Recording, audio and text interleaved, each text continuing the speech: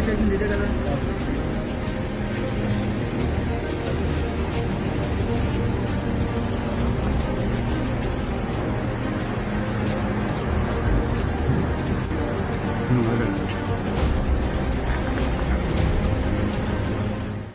एक 189 ton beef, प्रतिबंधित beef बरामद हुआ है।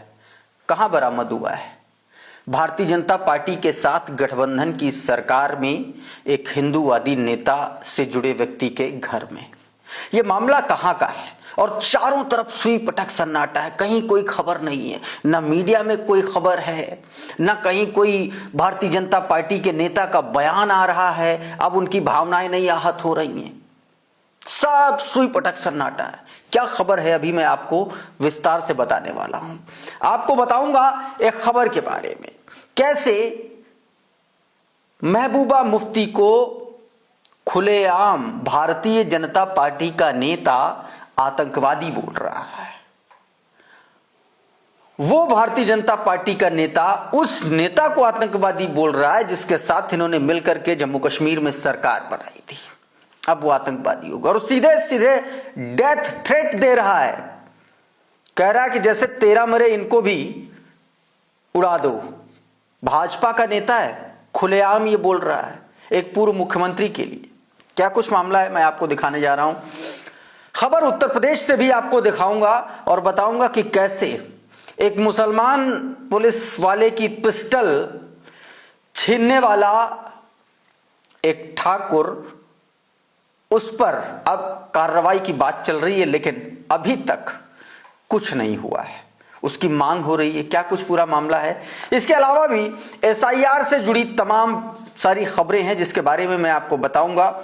महाराष्ट्र से एक बहुत बड़ी खबर है, उद्धव ठाकरे से जुड़ी हुई, उसके बारे में बताने की कोशिश करूंगा। और आखिर में भारतीय जनता पार्टी के वरिष्ठ नेता मुरली मनोहर जोशी ने भारतीय जनता पार्टी की बेईमानी की पूरी पोल खोल करके उन्होंने ही रख दी है। क्या कुछ उन्होंने बयान दिया, क्या कहा है, उसके बारे में अभी आपको बताने जा रहा हूं। लेकिन सबसे पहले जरा ये तस्वीरें देख लीजिए। ये विशाखापट्टनम के पास स्थित एक गोदाम के भीतर की तस्वीरें हैं और ये पैकेटों में जो पैक ये जो मटेरियल है, इसको कहा जा रहा है कि ये प्रतिबंधित बीफ है। छापेमारी की कार्रवाई में 189 टन ये बीफ जो है बरामद किया गया है। बताया ये जा रहा है कि ये जो गोदाम है ये तेलुगु देशम पार्टी टीडीपी चंद्रबाबू नायडू की जो पार्टी है, जो प्रधानमंत्री नरेंद्र मोदी भारतीय जनता पार्टी के गठबंधन के साथी हैं, उनसे जुड़े एक नेता और उसके करीबी का ये गोदाम बताया जा रहा है। इस कार्रवाई में दोस्तों बड़े पैमाने पर अवैध निर्यात रैकेट का भी पर्दाफाश हुआ है। खबर सिर्फ इतनी नहीं है, खबर यह है कि क्या बीफ तभी बीफ माना जाएगा जब इसके साथ मुसलमान का नाम जुड़ा हो, या अगर किसी हिंदू का नाम जोड़ दिया जाए तो फिर वो बीफ नहीं रह जाता है क्या? और दूसरा सवाल यह कि इस खबर पर भारतीय जनता पार्टी के नेताओं के भीतर सुई पटक सन्नाटा क्यों है? भारतीय जनता पार्टी और तमाम सारे वो हिंदू हृदय सम्राट आखिरकार उनकी बोलती क्यों बंद हो गई?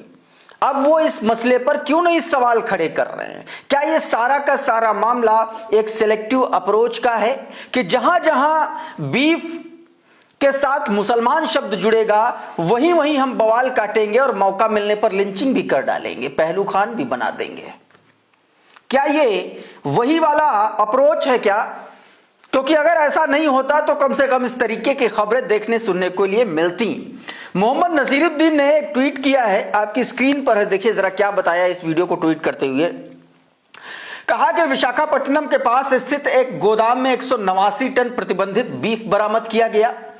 यह गोदाम टीडीपी नेता सुब्रमण्यम गुप्ता के एक करीबी सहयोगी के स्वामित्व का बताया जा रहा है। इस कार्रवाई के बाद बड़े पैमाने पर अवैध निर्यात रैकेट का भी पर्दाफाश हुआ है। यानी कि सिर्फ इतना ही नहीं, जो क्वांटिटी है वो इससे और ज्यादा बड़ी रैकेट, पूरे रैकेट का पर्दाफाश हुआ, यानी कि बड़े पैमाने पर बड़े पैमाने पर आंध्र प्रदेश में बीफ का कारोबार फल फूल रहा है और भाजपा जो वहां की सरकार में सहयोगी है और यहां दिल्ली में सहयोगी हैं टीडीपी के चंद्रबाबू नायडू, क्या सब कुछ सांठगांठ से चल रहा है? कोई कुछ नहीं बोल रहा है क्या? एक और बड़ी खबर दिखाता हूं, अब जरा ये देखें, यूपी तक की हेडलाइन, उत्तर प्रदेश की खबर है। सुल्तानपुर में आदर्श सिंह ने 3 पुलिस वालों पर हमला किया, एसआई अकील हुसैन की रिवॉल्वर छीन ली। अब सबसे बड़ा सवाल यह है, लोग इस पर सवाल उठा रहे हैं और वैसे भी उत्तर प्रदेश में ठाकुरशाही को लेकर के सवाल उठते हैं और योगी आदित्यनाथ पर ठाकुरवाद को बढ़ावा देने के आरोप अक्सर लगते हैं। इस बीच अब फिर से इशारों में उसी तरीके की बातें कही जाने लगी है। लोग एक्शन लेने की बात कर रहे हैं, पुलिस वाले की, एसआई की रिवॉल्वर छीन लेना, हमला कर देना पुलिस वालों पर, और अभी तक आदर्श सिंह नाम के गुंडे पर कोई एक्शन नहीं हुआ और इसीलिए लोग पूछ रहे हैं कि अब इस पर बुलडोजर कब चलेगा। वरिष्ठ पत्रकार हैं उत्तर प्रदेश के सैयद कासिम, वो देखिए क्या लिखते हैं, कह रहे हैं कि सुल्तानपुर में आदर्श सिंह ने 3 पुलिस वालों पर हमला किया, एसआई अकील हुसैन की छीनी गई रिवॉल्वर, बुलडोजर कहां है? वो पूछ रहे हैं कि अब बुलडोजर कहां है, कब चलेगा और क्यों नहीं चला अब तक। उधर दोस्तों महाराष्ट्र में बीते दिनों जो पालघर में साधुओं की हत्या के आरोपी, एक तरीके से उसको भारतीय जनता पार्टी में ज्वाइन कराने को लेकर के जब बवाल मचा था, अब उसको लेकर के नए सिरे से उद्धव ठाकरे ने हमला बोलना शुरू कर दिया। हालांकि भाजपा ने उसको बाहर कर दिया फिर से। उद्धव ठाकरे ने आज अपने एक बयान में साफ देवेंद्र फडणवीस और डिप्टी सीएम एकनाथ शिंदे पर तीखा हमला किया और उन्होंने कहा कि काशीनाथ चौधरी को बीजेपी में शामिल करने को लेकर के हिंदू समाज से इन दोनों को माफी मांगनी चाहिए। और उन्होंने सवाल उठाया कि क्या अब उस काशीनाथ नाम के नफरती चुंटू के सारे गुनाह माफ हो गए हैं क्या? मॉलिटिक्स ने यह पूरी खबर अपने ट्विटर हैंडल पर जारी की, आप देख सकते हैं। इसमें बताया गया कि महाराष्ट्र में 2020 में पालघर लिंचिंग मामले में आरोपी काशीनाथ चौधरी को बीजेपी में शामिल किए जाने का मामला तूट पकड़ लिया है। शिवसेना उद्धव बाला साहब ठाकरे गुट की शिवसेना प्रमुख और पूर्व मुख्यमंत्री उद्धव ठाकरे ने इस मुद्दे को लेकर के बीजेपी और महायुति सरकार पर निशाना साधा है। अपनी पार्टी के कार्यकर्ताओं के समारोह को संबोधित करते हुए उन्होंने मुख्यमंत्री देवेंद्र फडणवीस और डिप्टी सीएम एकनाथ शिंदे पर तीखा हमला किया है और हमले में क्या कहा है वो मैंने अभी आपको बताया। इस बीच बिहार चुनाव में वोट चोरी को लेकर के, वोट खरीदारी को लेकर के एक बड़ा बयान आया और बयान किसी छोटे मोटे व्यक्ति का नहीं, बयान किसी विपक्षी नेता का नहीं, बयान किसी रैंडम व्यक्ति का नहीं, बयान आया है भारतीय जनता पार्टी के बहुत बड़े नेता, आज की तारीख में मार्गदर्शक मंडल में चल रहे मोदी जी की लैंग्वेज में भारतीय जनता पार्टी के बड़े नेता मुरली मनोहर जोशी का एक बयान सामने आया। आपकी स्क्रीन पर देखिए क्या उन्होंने कहा है। मुरली मनोहर जोशी, चुनाव में पैसा बांटने से नहीं होता कल्याण।